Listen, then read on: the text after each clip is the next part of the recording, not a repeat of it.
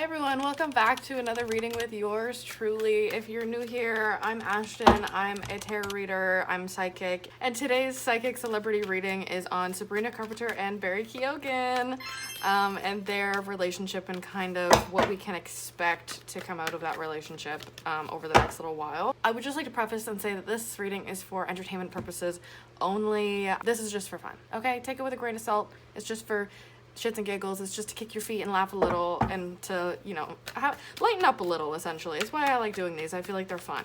What can you tell me about Sabrina, Carpenter, and Barry Keogan's relationship, please and thank you? What can you tell me about Sabrina, Carpenter, and Barry Keogan's relationship right now, please and thank you? Okay. So this doesn't look very romantic. I'm not gonna lie to you guys. Let's see, where were these? I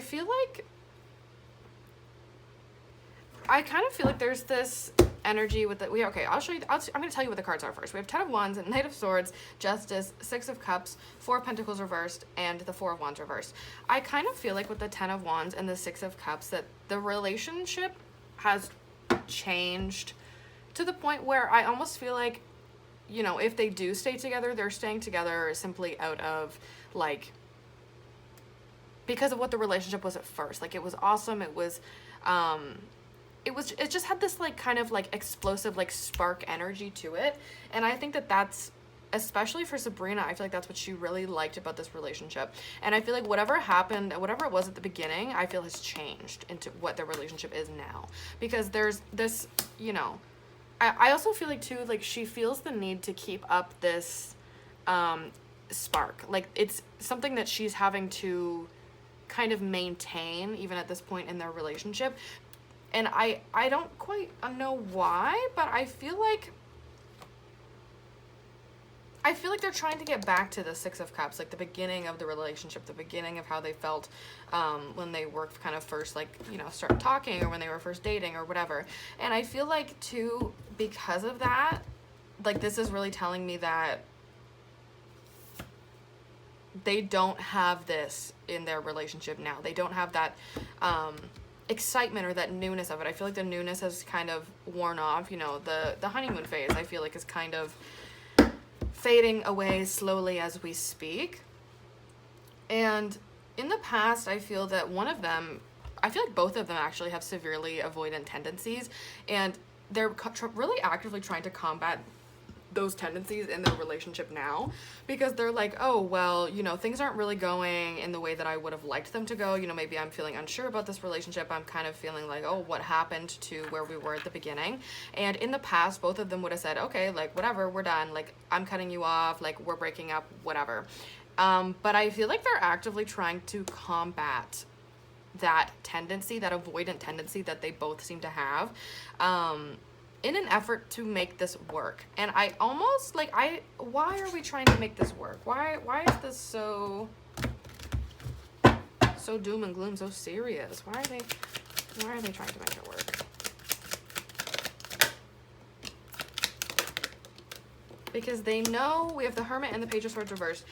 They know that it's possible. They know that they have, you know, something to work through, stuff to kind of address when it comes to, like, their own issues. Like, and I feel like both of them are seeing this relationship as a point of catapulting into their growth. They know deep down on some level that the relationship that they have is one that is a catalyst for growth.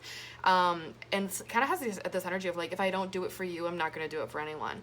And I feel like this is a relationship where it's probably not going to be, like, the end-all be-all of, like, oh, well, let's get married and have children. But I think that this is a very vital, important relationship for the both of them, where they know they need to learn something from each other. They know that something is going to come out of this relationship that leaves them changed in a positive type of way. But I don't quite know if they've gotten to that point in the relationship yet where they're actually starting to uncover and work through some issues that they have, like, you know, when it comes to avoidant tendencies, or, you know, like, things that could just, you know, reflect them in their own lives, not necessarily them in this relationship. But I feel like they know it. They're at the point where they're like, I understand that I need to do this, but there has been no action taken toward actually putting in the work and changing, or, you know, working toward change.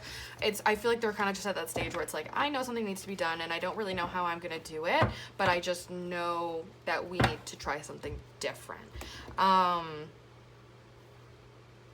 And I think that what that requires of them is releasing fear and releasing control to an extent, but I feel like it's deeper than that.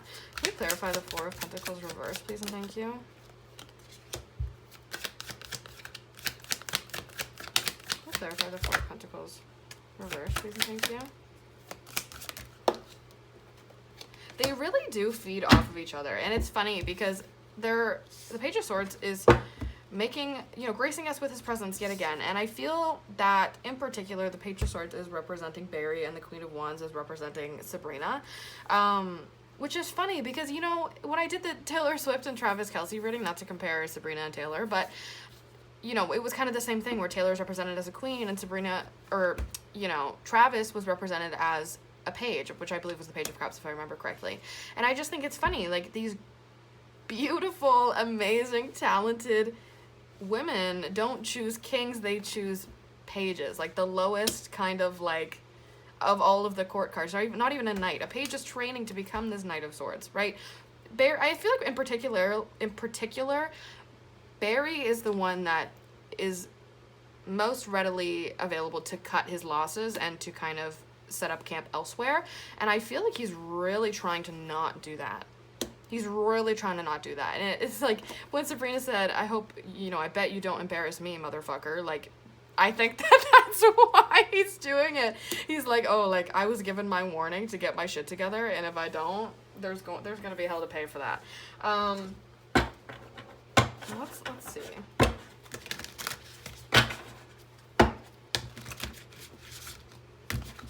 Why is Barry the Page of Swords? What about Barry makes him Page of Swords material in terms of Sabrina?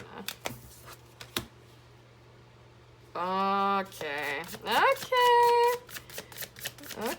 hold on. What makes Barry the Page of Swords? Okay, so he is a he's a lever. He's a mover, he's a lever. We have moving on, thank you, next, and then we have running. He is so avoidant, it's actually not even funny.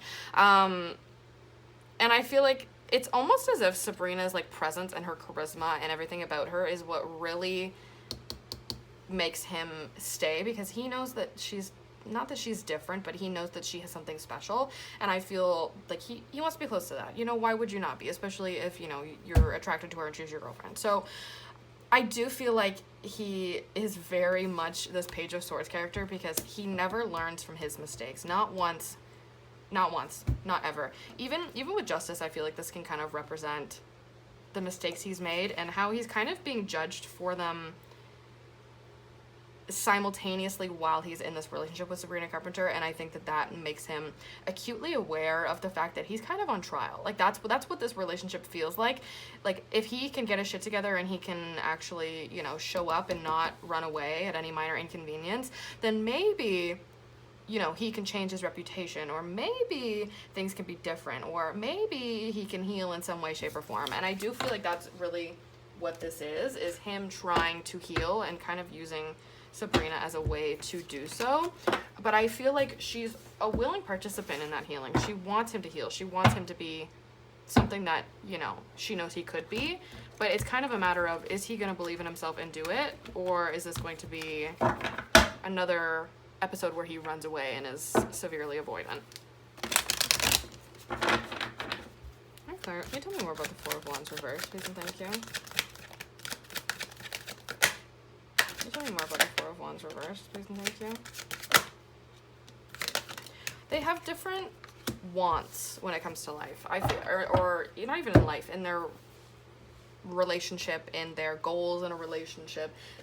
Sabrina wants something that's something she hasn't necessarily had before, something that she, you know, passion and also stability, which I think is kind of an oxymoron, because I actually learned the other day that a synonym for passion is like crucifixion, because, you know, there's that dark side of passion where, yeah, it's exciting and crazy and awesome, but passion being a synonym for crucifixion is just, I feel so fitting for what Spirit often warns what passion represents, and how it can be dangerous and how it can be kind of lethal, which I think is funny with the death card here. But in the extended reading, I'm going to get into the circumstances surrounding their breakup and kind of how Sabrina feels about their relationship further. So if you want to watch the extended reading, it is available to the Ace of Pentacles tier of my Patreon and the Ashton's Corner tier of my Patreon, and the link is in the description. So I will see you guys there.